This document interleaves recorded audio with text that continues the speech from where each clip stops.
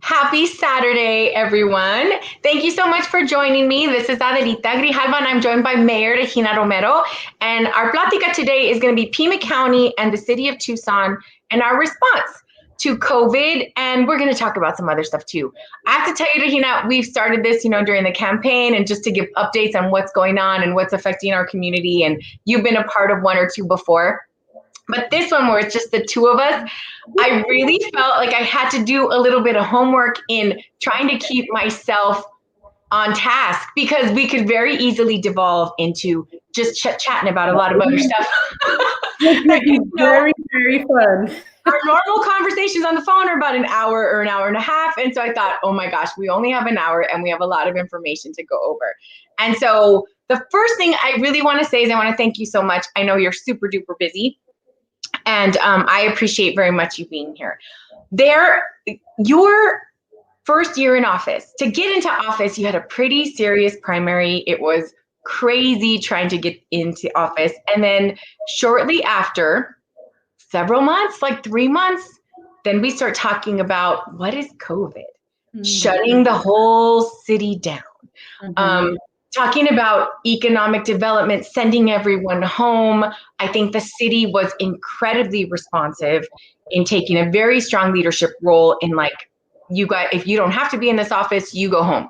And that was something that I thought was very important and really sort of set the tone. A lot of the decisions that you and your fellow council members made very early on in this pandemic really set the tone for what other organizations should be doing. Making sure that you're not causing a spread, encouraging people to telecommute. That I thought was very powerful. And then we started having protests in the middle of a pandemic because Black Lives Matter. Yeah. And so there was in the middle of all of that, you're trying to keep a community safe, appreciating that people have to protest. And so your first year in office, and now we're dealing with economic recovery and vaccine rollout and testing.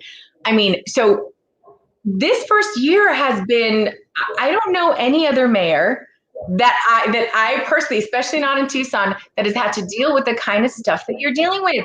So how are you feeling now looking back at the last, what is it, 14 months in office? How are you feeling about how things are going for you and the mayor's office? Well, first and foremost, I want to thank you so much for inviting me. I know we're going to have a lot of fun and we're going to inform the community. I love that you do these pláticas. I've loved them since you started campaigning. It's a wonderful way of communicating with the community. So muchísimas gracias. I really appreciate it. And, I just to answer your question, it's been a roller coaster. It's been it felt like a minute in terms of time because I remember, when we first were inaugurated in December of 2019, and then we walked in, we had just torn out the carpets when the whole COVID stuff started happening. And so we had to leave. We had to react and leave. The good thing is that, in terms of public health and my team, I have a really, really strong team that we did our legwork. We did our research in terms of the CDC recommendations and public health experts and what they were recommending. And so for me, it was important that we act quickly. And I remember we started hearing about COVID-19 in December. And we felt in December that it was over there, it was going to stay in China. It was something that we didn't have to worry about. But I remember very distinctively having a conversation with my chief of staff after Las Adelitas posada that we attended. And I remember her and I saying, we have to start thinking about it coming to the United States and how we need to react. And then it kind of went away until it came to the United States. And we acted really fast in terms of what the mitigation strategies would be. And the good thing is that our city manager, our city attorney, and my team really sat around the table. We looked at what the CDC and other public health experts were saying, and we acted really, really quickly. I mean, we came out with our emergency declaration 3 days before the governor did. And we encourage, I encourage my city manager, Mr. Mike Ortega, to go online, to deliver the city services online as much as we possibly could. And at the time, I remember it was the night before St. Patty's Day that we sat down all day long with the city attorney, the city manager, and my team, and we talked about what is it that we're going to do, because tomorrow, St. Patty's Day, people are going to want to gather. Yep. And we called our emergency declaration at 5 p.m. St. Patrick's Day. Yeah. Oh my gosh, you were not popular with a lot of businesses that were really looking forward to having a big turnout. But I do think that it's been, I mean, the one thing that I have been so proud of is the fact that you've been ahead of the curve, working with other mayors to say, this is not where we need to go, trying to push other municipalities to do the same thing. And I think that what I was really happy about with yesterday's meeting, by the way, I can't find anyone who can recall when we've ever had a joint meeting with the city of Tucson and the Board of Supervisors. So people just kept saying decades, but I wonder when, if we've ever had one, because, historically, our two organizations don't work that well together. And I think that this is a really important turning point for Pima County and the city of Tucson, because we have to work together to deal with all of the problems and overcome these challenges, because there isn't like an infinite supply of funds and infinite supply of resources that we can just continue to work independently and in little silos. I mean, more than ever, our community needs leadership to work together. And that's why our very first meeting in Board of Supervisors, my very first one, this was the item that I put on the agenda, and I was hoping that we would get support. And it was unanimous support to have this multi-jurisdictional meeting. And it took, I think, a little bit too long to get on the agenda, because timing is it's crucial for us to start working together right now. So how do you think that meeting went? Because, in the time that we've had, a year ago, we didn't have one case in Pima County. Mm-hmm. And now here we are with, I mean, the numbers are really staggering and pretty tragic on, we've had 108,090 cases, positive cases in Pima County. And total COVID deaths at our community have been 2,146. And the number continues to increase. So we've tested so many. I mean, the numbers are pretty staggering, and I think that we're doing a good job as a community. But how do you think we're doing? Well, thank you so much, Adelita, for helping me pitch the idea of having a joint meeting between the Board of Supervisors and the Tucson Mayor and Council. When you first got elected, we talked about We were talking about that in November, like we need to do something to work together. Yeah. It's so exciting to be able to have kind of like a semi-new mayor and 3 new members of the Board of Supervisors that bring new ideas and a different way of looking at things, and the partnership of how we can work together to make the lives of our mutual constituents, because a Tucson resident is a Pima County resident, right? And so it's so important, especially with COVID and testing and vaccination rollout. The conversation and the joint meeting yesterday, I thought, went beautifully. It was, I didn't know. I went in there saying, well, let's talk about it.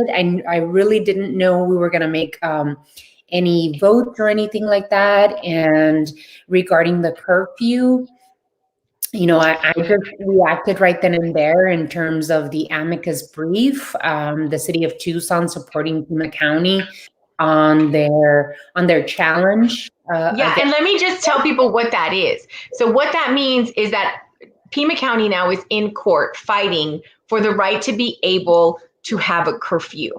And it was thrown out as that was not part of the charter and not part of what Pima County could do. So right now, there is no curfew.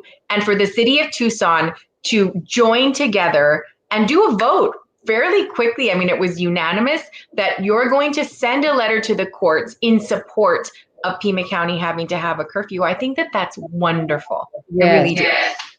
I was really happy. And that's the good stuff that comes out when you have two jurisdictions and their elected officials sit down and really come together with the thought of how do we help each other? How do we do things together in partnership for the benefit of the community? And so for me, being able to have the mayor and council support unanimously an amicus brief, a letter of support in the courts in defense of our Pima County Health Department and the responsibilities that health department has to protect our community was really important. So that was just one of many. The partnership between the city of Tucson with this new board and with our mayor and council with this new mayor has been really good. We've always, and my council colleagues have been very supportive of the city of Tucson putting CARES money, federal funds into testing so that we can help with that load. We put millions and millions of dollars of CARES funds to test our community. We put millions of dollars into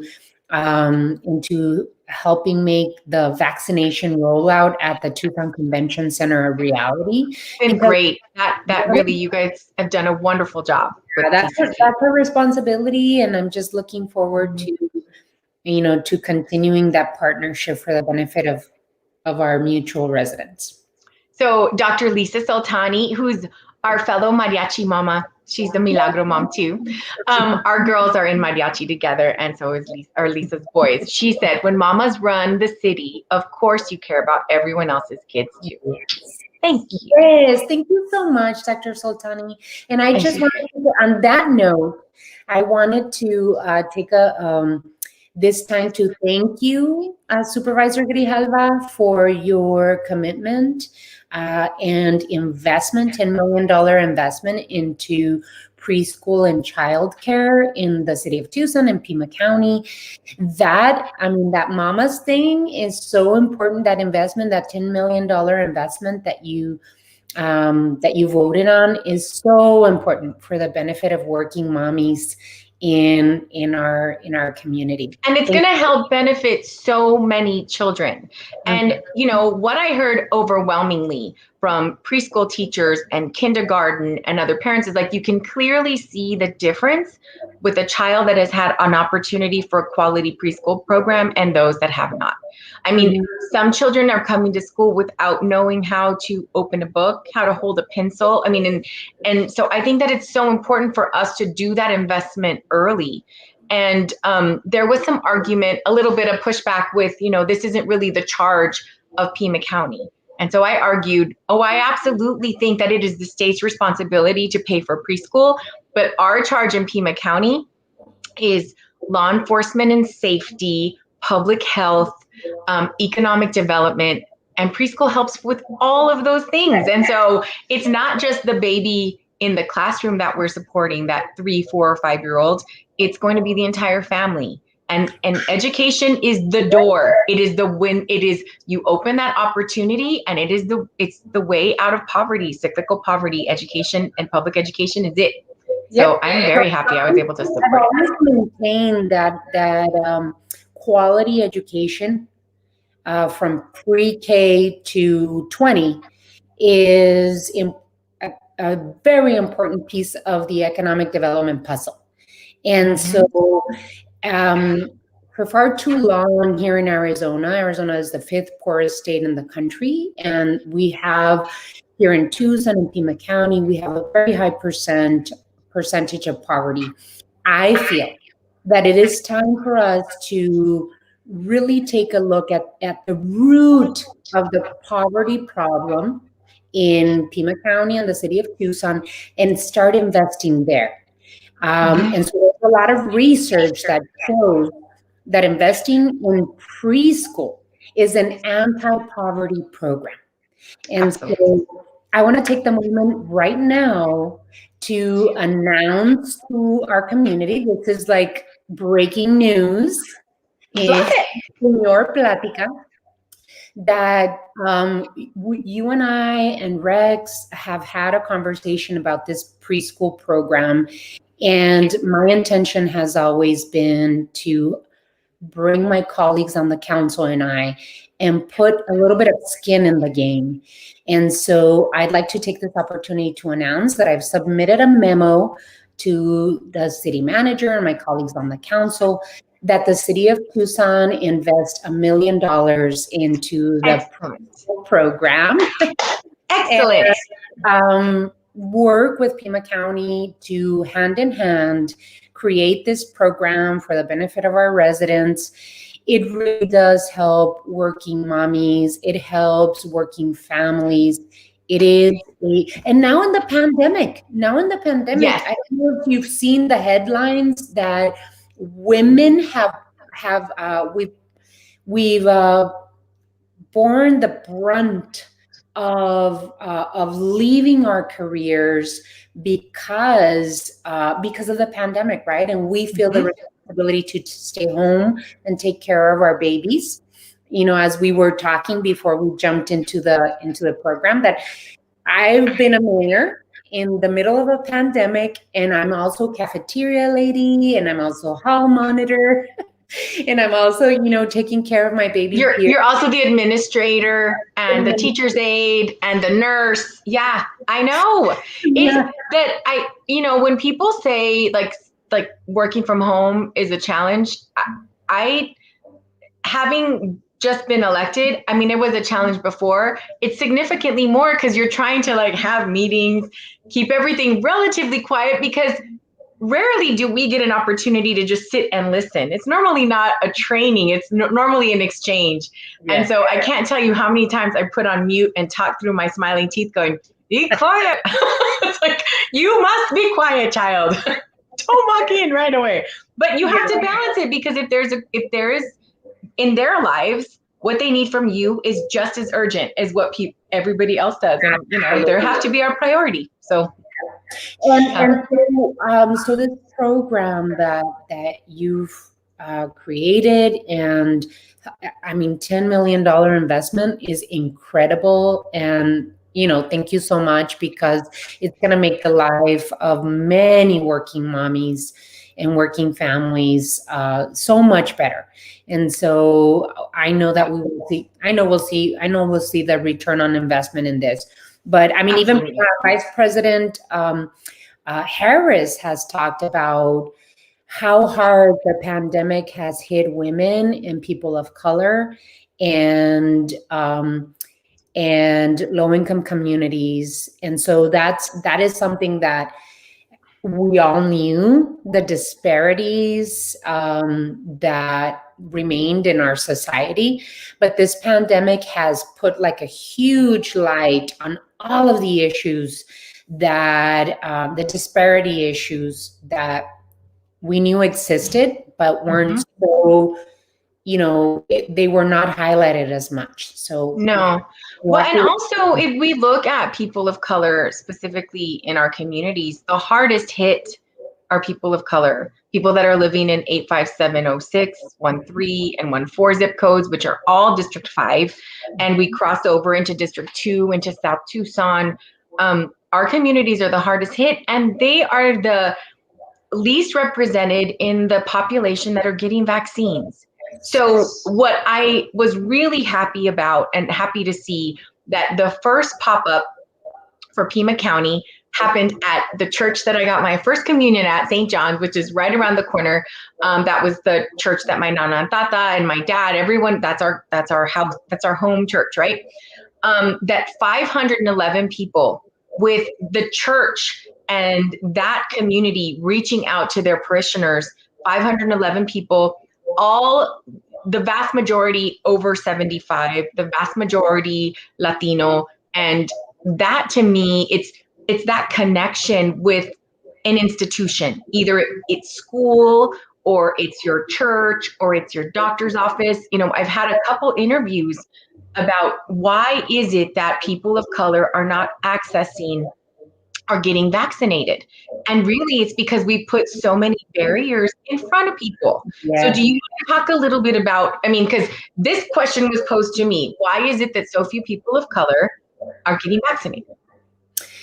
Yeah, well, I think that it's very similar in terms of like access to school, right? When we had to leave school in a second and had to keep our kids home, it was the access to internet, access to laptops, and the access to our parents that maybe were monolingual Spanish speaking that couldn't navigate the system quick enough. The same thing is happening with the rollout of the vaccines.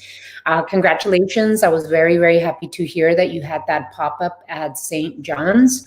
And taking the vaccine to the communities of color are really, really important. Mm-hmm. And so it's that access. I mean, I was having problems to schedule my mom, who's 88 and has skin cancer, an appointment to get her vaccine. I was having problems. Just imagine a 75-year-old monolingual Spanish speaker that doesn't have access to the internet. No, it was so funny because I was being interviewed by Bud Foster, and he said, well, for multi-generational households, you know, if the older person there, you know, can't you just take them to go get the vaccine? And I said, I don't know what multi-generational households you know, but in my family, my nana ran every household in our house, not just the one she lived in, all of them. And so if it wasn't a friend told her that it was going to be okay, her doctor told her it was okay, my tia's an RN, and it wouldn't matter because you make the decision based on what you've heard. And communities of color historically have been the guinea pigs for a lot of vaccines and medicines and different kinds of treatments that weren't ready for a full rollout. And I know a lot of people who are very reluctant to get that vaccine. And so trying to explain to people that this process is not easy. And unfortunately I think it is set up to be advantageous to some communities versus others, because it's like me first kind of mentality. But there are many lines. Like people keep saying, well, I'm just going to wait my turn in line. The lines are all over the place. You have one in Maricopa, you have one at Kroger, you're going to have one at Walgreens, you have one through Pima County. I mean, there's 7 or 8 different lines. And so if you have the opportunity to get the vaccine, I encourage everyone to get it. Well, Adelita, yes, absolutely. And one of the items that before we move on, one of the items that concerned me a lot when I saw the problems, the issues of me trying to connect to the MyChart system, was that it was asking for Social Security.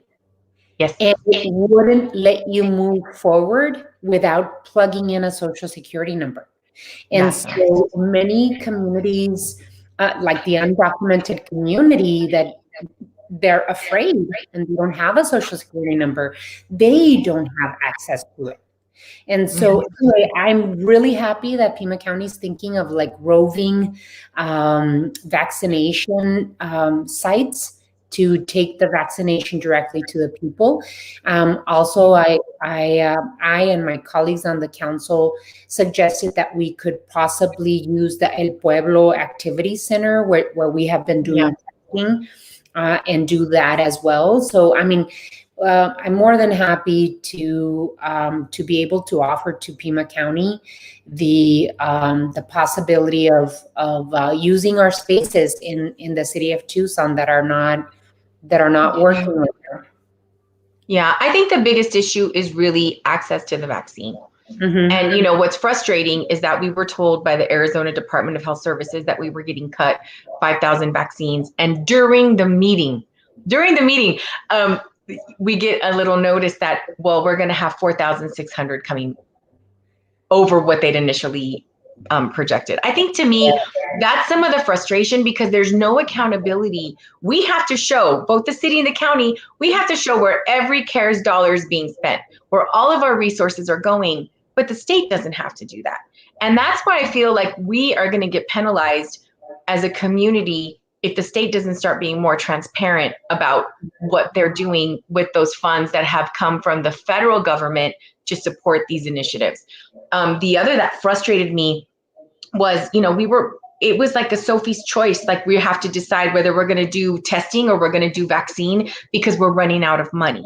Yeah. And then it was 5 minutes before the meeting ended, we got a press release saying, oh, by the way, Pima County's getting $4.3 million specifically for vaccine testing. They're like, why do we have to get to the point where we're threatening and letting our community know it's not an empty threat? It's like, I just want to let you guys know, starting Monday, we're not going to have vaccine testing. Oh, wait, here's a little bit of money to keep you going through March 3rd. It's so frustrating, that whole process. Yeah. Go ahead.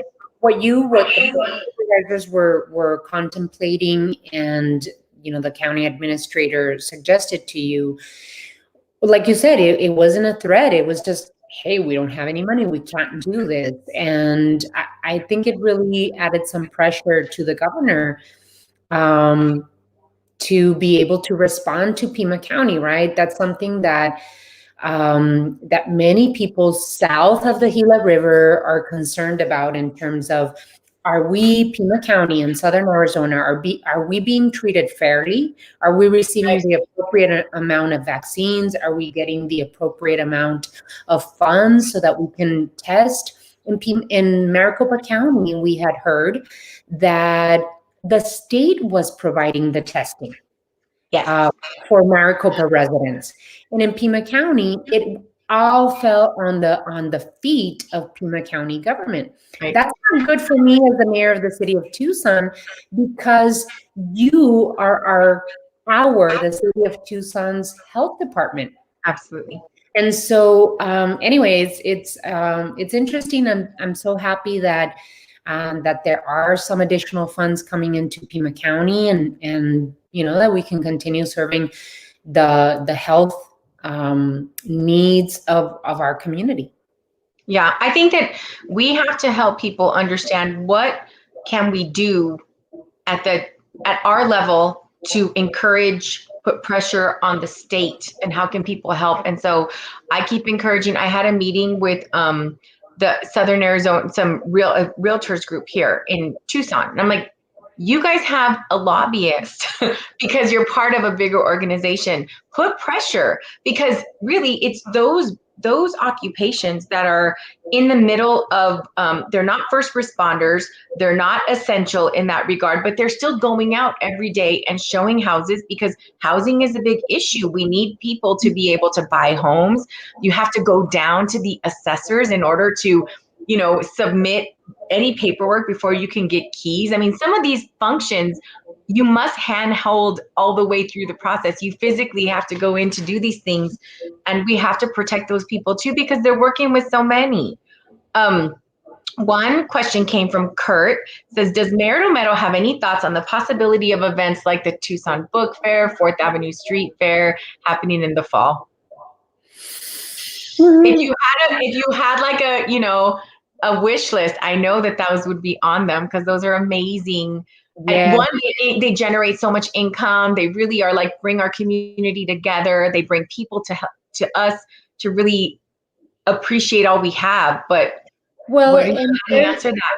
There's such events, right? There's such a part of our culture as Tucsonans. Yeah. It hurt our pocketbook, but also our sense of community when we saw the gem show canceled. it was so painful because economically speaking, that the gem show brings millions and millions of dollars to our small businesses and restaurants, to our local hotels, and really to the coffers of the city of Tucson. So I'm hoping, I'm going to follow the advice of public health experts and the CDC in terms of the Fourth Avenue Street Fair, Tucson Meet Yourself, No. and all of these, the book fair, and all The of these mariachi conference. mariachi conference. And, our babies are mariachi babies, and so we are missing people. We are missing our celebrations. We are missing our gatherings, our culture, our arts. And so I'm hoping that in the fall we could have some semblance of these events returning to our community. I hope so too. We're talking right now about reopening of schools. And so a lot of school districts have opened, but TUSD has stayed remote. And so now what we're talking about is teachers return to campus on March 22nd. And depending on whether you're K through 5 student or a 6 through 12 student, that you're going to start on the 24th or 25th of March. I have a lot of concerns about that. I have to tell you, because so many in our community, especially those that are working for the city and the county, are working from home because they're supporting their children in this learning environment. When that's not an issue anymore, and they're sort of called back to work, or maybe feel like, okay, well, I don't have this, I can go back to work now. Now you're really exposing everybody. These babies are not vaccinated. And so the hope is that, the spread is lower. I mean, we've all acknowledged, and that's a really good thing, but it's still higher than it can be for us to eat in a restaurant. So I do have a lot of concern about, we have these concerns, and I know we both talk about them because, we have children that are very different from each other in the same household, raised by the same parents. And, some are like, you really have to get back to school, and others are doing okay. And so, we're pulled in a lot of different directions because these public health decisions that are going to impact both of our organizations, and I'm on the governing board for one of them, for TUSD, but we also are conflicted because we know for our own kids it could be beneficial, but there's so much to worry about. That's a lot on our plate. It is for me. And by the way, I wanted to ask you how you felt about serving on the two boards. But I've always I'm a TUSD mom, and so my babies are in TUSD, and one of them, my daughter Luciana, she has, she's done really well with online school. She has a great teacher, as well as my son Emiliano, who's a freshman at Tucson High. But Luciana, I can't believe you're the mom of a high school student. Just throwing that out there. Incredible. It's incredible. And he's the only one that's gaining on age. I'm doing the same. Me too. But Luciana has done great, and she's thrived. And Emiliano, on the other hand, is hasn't really. I think it's his socializing, because he depends so much on his friendships to help him in school, not seeing his friends. He's my poor baby. He's pretty much done with his parents, and we want him to go back. Well, but also he's very active in sports and really all about teamwork. And, I think for our children who are really social, and you need that. And I know that I personally it's been very difficult to, how many times can you have like a comadre chit chat on Zoom before it, we can't be there for each other for the good times or bad times. We've had people that have passed away in our lives. We can't be there for our friends and our family. It's just been really hard. We can't celebrate births. I mean, from all of the times that, you need a hug, those are hard. That's been incredibly difficult for a lot of us, I know. Yeah. And, for Emiliano, he thrives on that. He really needs that.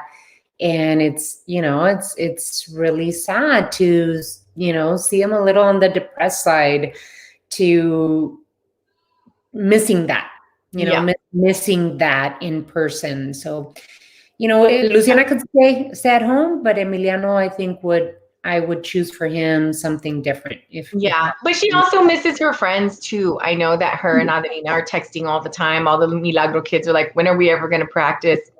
Like, I don't know. I wish I had. Don't you wish you just had like a crystal ball where you could tell them on this date it will happen? Yes. Our new representative, I'm so happy that she's there, Stephanie Stahl Hamilton, sent a question. And where do we stand with housing assistance for both tenants and landlords? Will Tucson and Pima County be able to weather the next steps when the eviction moratorium ends? Yes, I think that the city of Tucson is the housing agency responsible for the city of Tucson and Pima County. We actually help support Pima County, anything housing. Just as Pima County is our workforce development agency for the city of Tucson. So we share, actually, the county and the city share a lot of responsibilities for each other. And so thank goodness the city of Tucson, when we started the pandemic, we were in a very, very healthy financial place.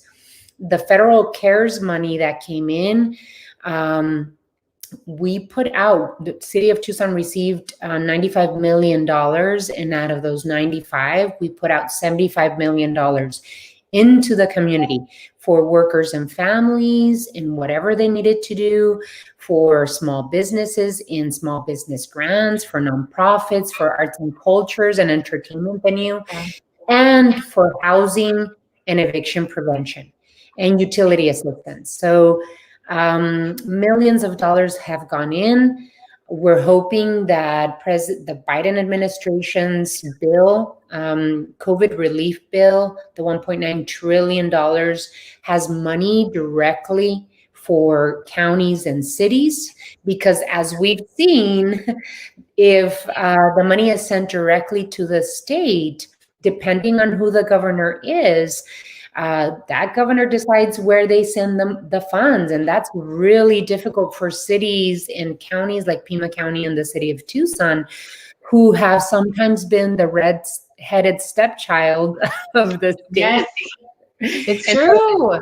It is. And so hopefully we're in a good place, but the time is ticking on those funds evaporating, and the bills coming due in utilities, and the bills coming due in mortgages and rent. And so we really do seriously need that $1.9 trillion of the federal government assistance directly to jurisdictions. Yeah. I did have an opportunity to meet with some property management people that own, landlords that are really struggling with this moratorium, because, they feel like their tenants, if they choose not to access these funds that are available, there's no recourse for them. But what I keep trying to remind people is that right now, you have to access those funds. The amount that you owe isn't going away. It's not evaporating. And what's going to happen is that people that are not accessing these resources are going to end up with a lot of judgments, which is going to make it incredibly difficult for you to get housing after this is over. It is going to come to an end, but while you're here, work with your landlords and management companies. Everyone that I talked to said 98% of their tenants are doing everything they can to get access to resources to pay what they know they owe in rent. Yeah. But it's for that small percentage that I think that, this is sort of evaporates that responsibility, that you don't have to pay rent because there's a moratorium. That's not true. No. And I'm really worried about that impact. Well, and there's funds there. Pima County and the city of Tucson still has some available funds for rent and utility assistance. And I have to make sure that I encourage people to, if you know someone that is concerned about the rent or the utilities, have them apply for these funds, because these funds are helping both the landlord and the tenant. Absolutely. And when it comes to utilities, it's helping the utility company and the user. And so that was happening to us at Tucson Water. We run that utility as well as trash pickup, and people just don't call. They just don't call. Yeah. They hear there's a moratorium and they just say, "Oh, okay, I don't have to I pay." don't have to, right? But we had like a $9 million debt of people not paying their water utilities. And so what we had to do at the mayor and council level is say, hey, we're going to have to start telling people that if they don't find an arrangement in the next 60 days, we are going to have to start locking their water. And so we don't want to do that. It's no Right. time to do that, but you have to call and let us know what's happening in your life. Communicate. And we're, if someone has lost their job, if they don't have a job, if they're, in legitimate problems, not being able to pay, we're going to find you a program to help pay for your utilities, or we can put you on a payment plan, or both. So we just need you to communicate with Tucson Water as to what's happening to you, and we'll find a solution. You know what I was really happy about during the meeting that you said is that all of the programs for the city of Tucson are also helping to support South Tucson. Yes. Which I think is great. So all of the eviction relief, utilities, rental assistance, all of that is also supporting the city of South Tucson. Absolutely. We made a very conscious decision of including South Tucson residents in all of the programs that we created, including the small business program and the nonprofit program, because we understand how important the residents of South Tucson are and what the need is there. And so we were unanimous, mayor and council, we were unanimous in extending the hand to the residents of South Tucson and the workers and families in the rent and utility and all of the programs they had access to. Yeah, I think that what I really hope we do, I'm going to put it on the agenda in like 3 months and see what happens. But I do think that as we continue to work to recover from the pandemic and our numbers continue to get lower, we have to collaborate and work together on what we're going to do in regards to reopening some businesses that have been closed, to looking at how we can work together, because the funds that we have access to are not limitless. There's going to be a lot of significant issues as it relates to how the sales tax and lack of, business from tourists. I mean, all of that stuff is eventually going to catch up. And so we have to work together in order to do what we can for our community. Well, that's what's so exciting to me about having you and, the new members as well as the other members on the Board of Supervisors. It's just 3 new members. It's a different, it's a different mentality in terms of what you bring, a renewed spirit of reimagining our relationship as the county and the city, and programs and how we deliver services to our residents. So I'm looking forward to talk about, like, besides the preschool stuff, like transportation and parks and, how do we permitting and courts. I mean, there's so many things that I think we can collaborate on. Yeah, I agree. Yeah. Well, and that was interesting that one of the questions you asked before is like, what's it like to be on both boards? And it's so funny because on one board, I'm like the veteran. Everyone reminds me I'm the oldest and the veteran. I'm like, thank you for highlighting. So 19 years on the TUSD board, and we have these 3 new board members that are asking a lot of questions. Yeah. And I think because I'm on my other hat that I wear on the Pima County Board of Supervisors, I'm one of 3 new members. I think I'm a lot more patient and understanding and not getting defensive when the new board members on TUSD are asking, well, why are we doing it this way? Mm-hmm. Because the questions that they ask, I'm asking on the other end. Like it's one of those seek to understand. Like I want to understand the system, because if I don't understand it, I don't want to suggest changes until I understand why things are done the way they're done. And then maybe I can suggest some streamlined efforts. But until Well, then, we can't. what a great opportunity that you have, that you are going through the same experience that your new school board members are experiencing. So it's really wonderful to have you both at TUSD and the Board of Supervisors, especially because, I don't know if people know this, but we are comadres. Adelita is Nina to my daughter Luciana. And we've known each other for such a long time that, it's really, I trust 100% your decision making in TUSD and at the Board of Supervisors, and with the formal relationship that we have, me as mayor and you on the board. We could really poke at each other like, what are you guys doing this? Why are you doing? Well, and I do think though, because we have, I don't know. I always, when I call you, we're talking to each other at 9:00 at night. It's like, what are you doing? Folding laundry. What are you doing? Doing dishes. What are you doing? I mean, it's like all of the other responsibilities of being a mom and a wife are still there. It's not like anybody's doing that stuff for us. And so every time I see people at the grocery store, they seem surprised. I'm like, I have 3 kids and a husband. We gotta eat. You gotta eat. I know. I do miss our trips to Ross. There's some little things that I'm like, when this is over, I just want to walk around and people watch. I really do.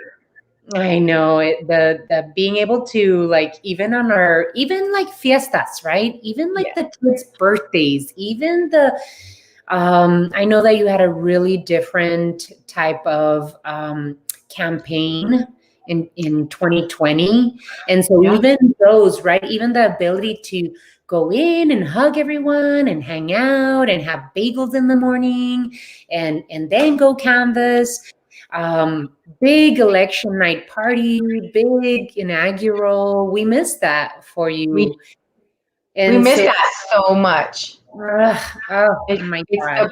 I hope we don't have to do this for a long time, but we're not there yet. We're getting better. And I think a lot of it is we have a strict mask mandate, and both the city and the county are really pushing that.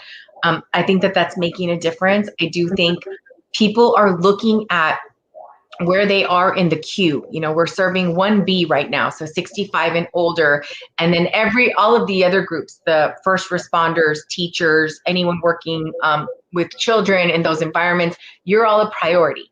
So all of those people are continuing to register, and you start to look at, well, maybe I only have to hold on for 3 more weeks or 4 more weeks. And I do think it helps, because having a timeline would just be so helpful for so many people. Because my husband was joking, I just want to go to the gym. I said, you have probably 3 weeks to wait. Can you wait for 3 weeks to go to the gym? He's like, you've been waiting a year and a half. Come on. I think you're okay. Go walk to Mama. Go walk to Mama. So, in our community, and I know we both talk to a lot of the same constituents, work with a lot of the same people, and there is a big disparity and equity in representation for testing, for vaccines.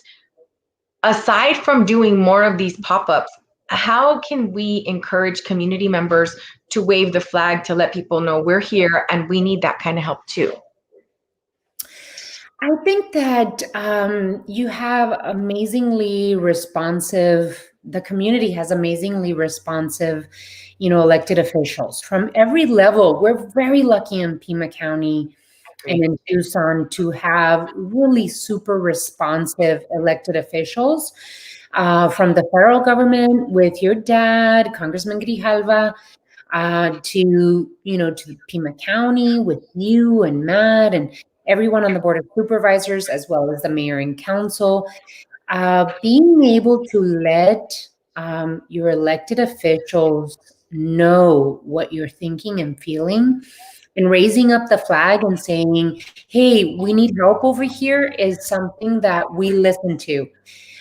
One thing that virtual meetings kind of removed at the beginning were call to the audience. Mm-hmm. And we, the mayor and council, started requesting from our clerk that he put the call to the audience back into those meetings, because we need to hear what the community is going through and what the community needs are. Yeah. You'd be amazed what an email does to my office, what a call to my office does, what a call to the audience does, in terms of bringing issues to the forefront of what you need. I can imagine you do the same thing, and as well as the other council offices and board of supervisors do. But that's the best way of being able to bring something to the forefront. That is, and I have to say, state legislators are also super helpful in terms of the delegation from Southern Arizona. Yeah. You're very lucky. We are. So, my welcome to my life. I let my kid use my laptop, so I have to connect. So while we're waiting, and while I go and get my plug, can you talk a little bit about how we're going to be able to really recover as far as economic development and from the city? And then I'm listening, and so I'll get you from that on the county end. Well, on the city side, that's why it's so important that we continue doing all of the mitigation strategies that we have practiced with the last year, right? Wearing a mask. Actually, as a matter of fact, the CDC says that we should double mask, making sure that we socially distance, that we wash our hands constantly, that we really try and stay as much as we possibly can and run errands home. Those mitigation strategies are going to do a few things. One, they're going to bring down the cases of COVID in our community. We can send our kids back to school more safely. And two, we can start opening up our restaurants and our small businesses that have suffered so much during this pandemic. So bringing down COVID cases is good for our economy. And that is something, Adelita, that I've kept saying from the very beginning of this pandemic.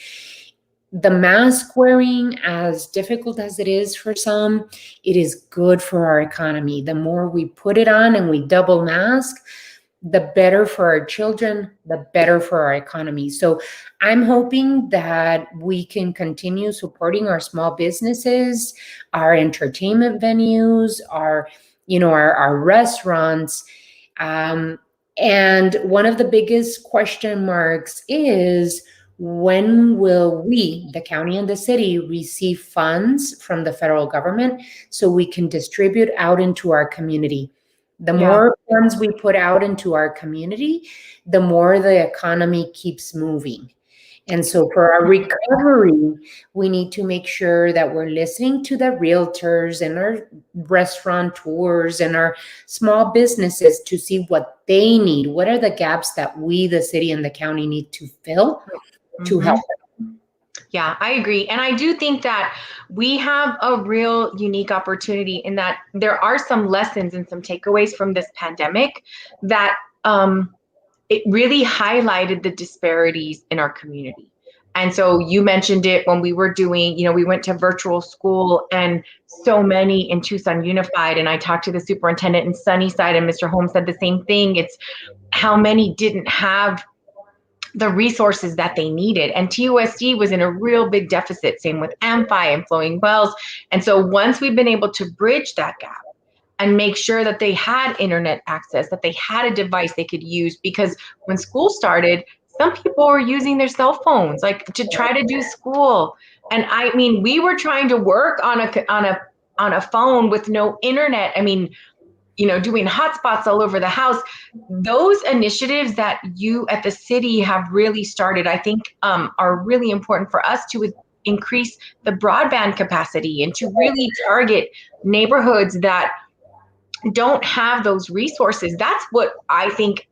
We have so many lessons from what has happened in our community when our community had to shut down, that there's so many takeaways that I really feel like we can recover from this better Yeah. than we did before. Well, we were lucky to receive those direct funds from the federal government in the first package for COVID, and we invested $9 million in expanding capacity and availability of Wi-Fi, and we were able to partner with AMFI, Flowing Wells, TUSD, and Sunnyside, where we see those Wi-Fi gaps, and be able to provide Wi-Fi to families in TUSD and Sunnyside. And so the city of Tucson invested in our Wi-Fi capacity in order to help the families and children in those school districts that didn't have that capacity. And it was, again, a partnership. And it's a great investment for the city of Tucson because we keep our babies and their families going and safe at their house. And so it's just the same way that TUSD said, we're going to have to purchase laptops and put them in the hands of the family so that they could do their work. And the Wi-Fi, so the laptops and the Wi-Fi, that is an amazing partnership. And for me as the mayor, I know that education made the difference in my life. I'm a public education baby Me too. from pre-K to college at the University of Arizona. And for me, receiving that education and that degree from the U of A really changed my economic life. And it really did for my husband, and it really did for my family, that my sisters, I was the first one to graduate from college, but not the last. Not the last. Right? Not the last. And so I understand firsthand what good quality public education is for the economy of a person, of a family, and in turn of my community, of our community. Mm-hmm. And I think it's that sort of our life experiences that are pushing a lot of these conversations that we're having about policy and about what the role of government is in our community. I know that we have a lot of really specific questions that are coming through, and we only have like 3 minutes left. I know it's going to go super fast, but one of the things that we're going to need to focus on is, we lost a lot of businesses that were like home for us. El Indio was a home for our family. I'm pretty sure we ate there at least 3 times a month. There's so many of those communities and so many business owners that had to shut down because of preschool programs that had to shut down, after school programs that, are just trying to figure out funding. And so there's so many opportunities for us to be able to work collaboratively. So I'm so glad that we're able to kind of give our community a little bit of a summary of what it's like the first step, and we have so many more to go. And I'm just very grateful for your leadership and friendship. And I just think that it is our life experiences and the fact that we're still listening to people. We talk to people all the time. People give us feedback, sometimes whether we want to hear it or not. Our family conversations, and I get calls from my sister. Well, what are you doing about this? I'm sure you have the same. Being the baby of a lot of a lot of people in the family, they do talk to us, and I think we really uniquely understand the situation that a lot of our community are going through, and know what we have to do to continue to work hard.